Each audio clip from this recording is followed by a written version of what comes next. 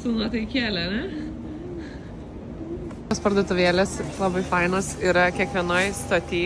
Tai mes nupirkom savo draugam tokius Tojama specialty, tokia kaip sushi blynas. Tai pasirašėm lauktuvių, žodžiu. First things first. Prieš kelionę 7-Eleven. Tai ką čia gerą pirkom, tai bananų, obuolių, aišku, onigiri. Šitas sūro lazdelė žiūri fainas.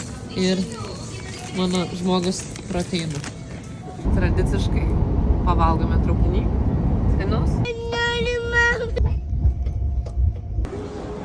Tau labai patiko šitas.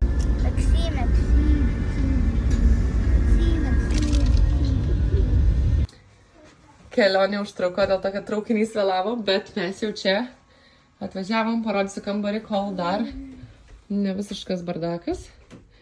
Šitas kambarys japoniškais standartais labai didelis. Mes esam tik 14 aukšte, bet vaizdas nuostabus. Ten kalnai ir Kyoto, čia didžiausias Japonijos ežeras.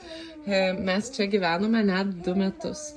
Tai atvažiavom aplankyti savo draugų pažįstamų ir, aišku, Šygos fanai yra, man vieni labiausiai prie širdies viso Japonijoje, nes mes, aišku, čia buvo 2 metus, dėl to kažkaip ir su jais susibendravom ir, žodžiu, labai laukiu rytojaus, o šiandieną dar parodysiu, nes dar daug apie tai nepasakau, bet jau turiu 4. interviu su Japonų lygos žaidėjais čia.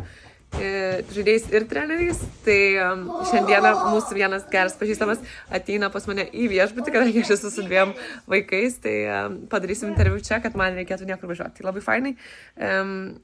Pamatysit update'us, kada tie interviu išeis.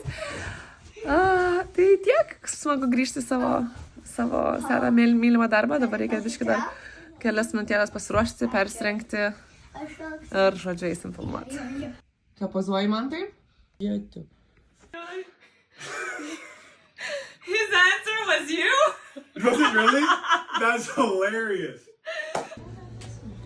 Kadangi po interviu yra jau vėlu, tai atėjom pavalgyti kiniečių Japonijoje.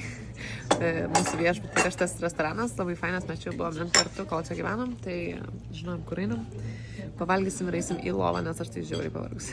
Jūs pavargę, vaikai? Ne.